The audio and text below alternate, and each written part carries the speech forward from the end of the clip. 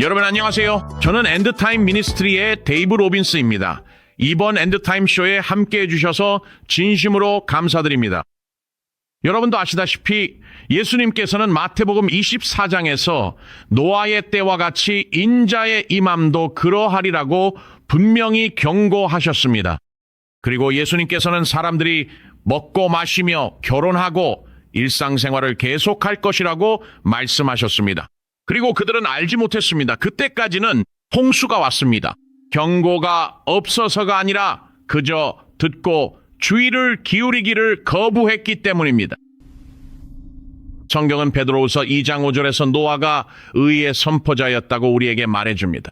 노아는 다가오는 홍수에 대해 사람들에게 알리고 있었지만 그의 메시지는 사람들에게 무시당했습니다. 사람들은 그를 비웃었습니다. 그들은 그를 조롱했습니다. 예수님께서는 누가복음 17장에서 경고를 이어가시며 마지막 때가 롯의 시대와도 비슷할 것이라고 말씀하셨습니다. 사람들은 그냥 사고 팔고 계획하고 건축하며 살아가겠지만 죄는 정상화되고 심판은 많은 이들에게 상상할 수 없는 일이 될 것입니다. 아, 심판이 올 리 없지.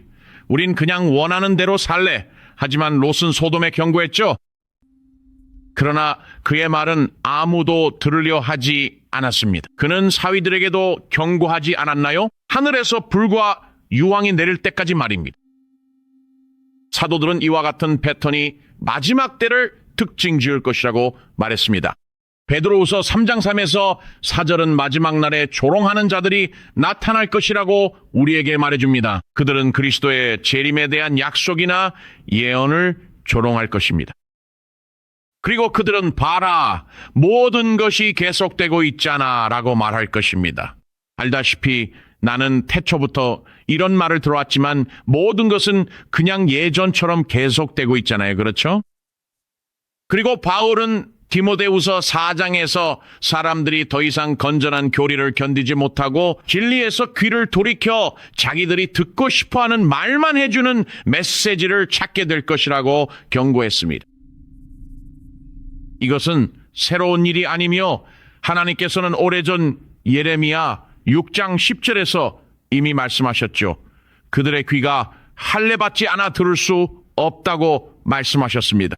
주가 말씀하셔도 그들은 책망으로 여기고 말씀 듣기를 싫어합니다.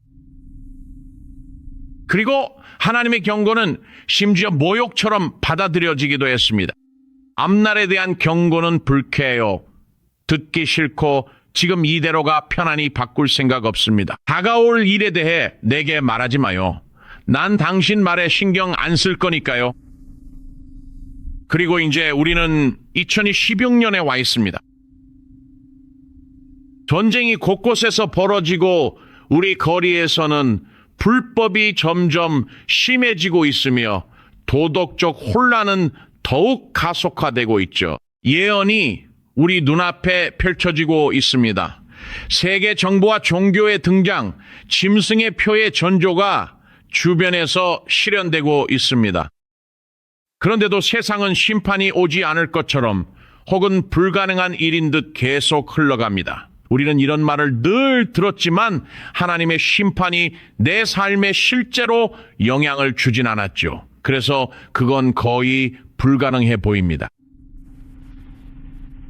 하지만 노아의 시대에도 롯의 시대에도 그랬던 것처럼 여러분, 성경은 마지막 세대가 경고받지 않을 것이라고 말하지 않습니다.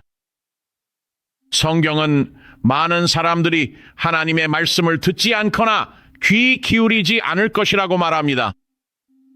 여러분 모두가 오늘 이 내용을 확실히 이해할 수 있도록 여기서 잠시 속도를 늦추고자 합니다. 성경의 약 30%가량은 예언에 관한 내용들로 이루어져 있습니다. 전체 성경의 거의 3분의 1에 해당하는 3만 1000개가 넘는 구절들이 모두 예언에 관한 말씀들입니다. 많은 예언이 예수 그리스도의 초림에 관한 것이지만 대다수는 그리스도의 재림, 즉 그분이 재림하셔서 아마겟돈 전쟁의 진노를 쏟으실 때에 관한 것입니다. 그리고 그분은 이 땅에 자신의 왕국을 세우실 것입니다. 재림의 순간 많은 일이 일어날 것입니다. 여러분 잘 들으십시오. 그 징조는 매우 분명합니다. 여러분이 글쎄요, 성취되고 있는 예언을 전혀 모르겠어요 라고 말할지도 모릅니다. 그것은 단순히 여러분이 예언을 이해 못하거나 예언이 주변에서 일어나고 있음에도 무시하기 때문입니다. 오늘날 세계 주요 뉴스 대부분, 즉 대다수 헤드라인이 이에 해당합니다. 저는 어떻게든 세계 주요 뉴스를 성경의 예언과 연결합니다. 그 징조들은 분명하며 경고의 소리가 울립니다. 여러분이 귀를 기울이면 들을 수 있습니다. 그리고 예수님 자신에 따르면 세상이 이렇게 보일 때 인자가 나타날 날이 매우 가까이 다가왔다는 의미하는 것이라고 할 수 있습니다. 이것이 오늘 프로그램에서 제가 이야기할 주제입니다. 그리고 우리가 모두 주목할 점에 집중하고 있는지 확인하려 합니다. 왜냐하면 마치 메시아가 오셨을 때처럼 예수 그리스도께서 오셨을 때와 같습니다. 처음엔 대부분 예언을 이해 못하거나 무시해서 그 사실을 놓쳤습니다. 성경은 예수님의 재림 때도 똑같을 것이라고 말합니다. 그리고 저뿐만 아니라 엔드타임 미니스트리도 모두가 경고를 받고 인생에서 결정을 내릴 기회를 갖기를 바랍니다. 예수님의 다시 오심을 준비하기 위해서요. 누가복음 17장 26절에서 30절쯤에 나오는 말씀입니다. 예수님께서 말씀하신 대로 노아의 때와 같이 인자의 때에도 그럴 것이라 하셨습니다. 사람들은 먹고 마시며 장가들고 시집가고 있었습니다. 노아가 방주에 들어가던 날까지 그랬고 홍수가 나서 모두를 멸망시켰습니다. 그저 평소와 다름없는 일상이었습니다. 주님 말씀처럼 롯의 때에도 사람들이 먹고 마시며 사고 팔고 심고 집을 지었습니다. 모든 것이 그러했습니다. 정말 평범했죠. 그렇지 않나요? 사회적 상황은 끔찍했습니다. 하지만 예수님께서 말씀하시기를 롯이 소돔에서 나가던 날에 하늘에서 불과 유황이 비처럼 내려와 그들 모두를 멸망시켰다고 하셨습니다. 인자가 나타나는 날에도 이와 같을 것입니다. 그리고 아시다시피 노아와 롯의 시대처럼 이 점을 한번 생각해 보세요. 여러분을 노아의 시대로 데려가고 싶습니다. 우리는 흔히들 말하는 것처럼 이것을 우화로 다루지 않을 것입니다. 어린이용 사파처럼 다루지 않겠습니다. 결코요. 오늘 이 시간에는 이것을 성경에 기록된 경고로서 다루어 보고자 합니다. 예수 그리스도께서 마지막 때에 하신 말씀입니다. 이제 성경 창세기 6장 5절을 보면 성경은 하나님께서 사람의 악함을 보셨다고 말씀합니다. 이제 기억하세요. 예수님께서 말씀하셨습니다. 노아의 때와 같이 내가 두 번째로 올 때도 그와 같을 것이다. 성경은 하나님께서 사람의 악함이 땅에 가득함을 보셨다고 말씀합니다. 이제 한번 생각해 보세요. 제가 그 이야기를 전해드리고 있지만 오늘날을 생각해 보세요. 그리고 사람의 마음의 모든 상상과 생각이 항상 악할 뿐이었다고 했습니다. 노아 시대의 사회적 상황을 생각해보고 2016년을 떠올려 보세요. 폭력이 온 땅에 가득했습니다. 부패가 도처에 만연했습니다. 악이 더 이상 충격적이지 않고 그저 일상이 되어버렸습니다. 많은 사람들에게 그것은 그냥 평범한 일이었습니다. 거짓말을 해도 누가 신경이 났을까요? 이미 알다시피 몰래 뒷거래를 하고 모든 일을 정직하게 처리하지 않는다고 해봅시다. 정직하지 않은 것이죠. 그리고 이런 일이 사람들에게는 그냥 당연한 일이 되어버렸습니다. 성경적으로는 그게 정상적인 게 아닙니다. 창세기 6장 6절의 숙연한 말씀에는 여호와께서 땅 위에 사람 지으셨음을 한탄하셨다고 기록되어 있습니다. 참으로 심각하고 절박한 상황이었습니다. 여호와께서 마음 아파하셨고 이제 심판이 다가오고 있었습니다. 저는 지금 창세기 6장에 있습니다. 하지만 심판이 내리기 전에 하나님께서 먼저 말씀하셨죠. 그렇지 않습니까? 창세기 6장 8절에서 하나님께서 말씀하셨습니다. 그러나 노아는 여호와께 은혜를 입었습니다. 즉 한 사람입니다. 죄로 가득 찬 세상에서 말이죠. 사람들은 자기 하고 싶은 대로 했지만 비가 내리기 전부터 이미 죄에 빠져 허우적거리고 있었습니다. 하나님은 노아에게 경고하시며 창세기 6장 13, 14절에 말씀하셨습니다. 모든 생물의 끝이 내 앞에 이르렀으니 땅에 포악함이 가득함이라. 보라, 내가 그들을 땅과 함께 멸하리라. 노아야, 내가 내게 원하는 것이 있다. 너는 고페르나무로 방주를 만들도록 해라. 너는 큰 방주를 만들면 내가 너를 구원하리라. 하나님께서는 경고 없이 심판을 내리지 않으셨습니다. 답이 없이 심판하신 것도 아니었습니다. 하지만 하나님께서는 노아에게 방주를 짓도록 명령하셨습니다. 천천히 말이죠. 모두가 아주 궁금해했습니다. 도대체 왜 숲속에 이런 걸 짓고 있는지 말이에요. 온 세상이 지켜보는 앞에서 이 일이 일어났습니다. 성경 베드로후서 2장 5절은 노아가 의를 전파했다고 합니다. 즉 노아가 방주를 지으며 사람들에게 경고하고 설교했다는 뜻입니다. 홍수가 올 거라고 말이죠. 그리고 아시다시피 해마다 방주가 점점 더 높이 지어질수록 그 메시지는 더욱 커졌습니다. 모두가 그것을 볼 수 있었습니다. 들보가 놓일 때마다 그것은 회개를 외쳤습니다. 노아의 회개 설교였죠. 판자를 못질할 때마다 모두 왜 저러지? 라며 의아해했습니다. 그는 홍수가 온다 했지만 사람들은 그럴 리 없다 생각했습니다. 평생 그런 건 본 적이 없단다 아들아. 그럴 리는 없어.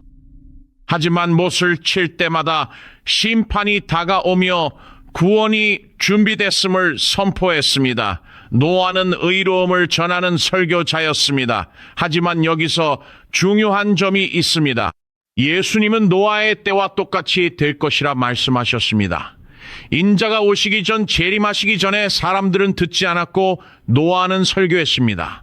그리고 또 설교하고 수십 년 동안 계속 설교했지만 사람들은 듣지 않았습니다. 그들은 노아의 목소리는 들었지만 그의 말에 담긴 진리는 거부했습니다.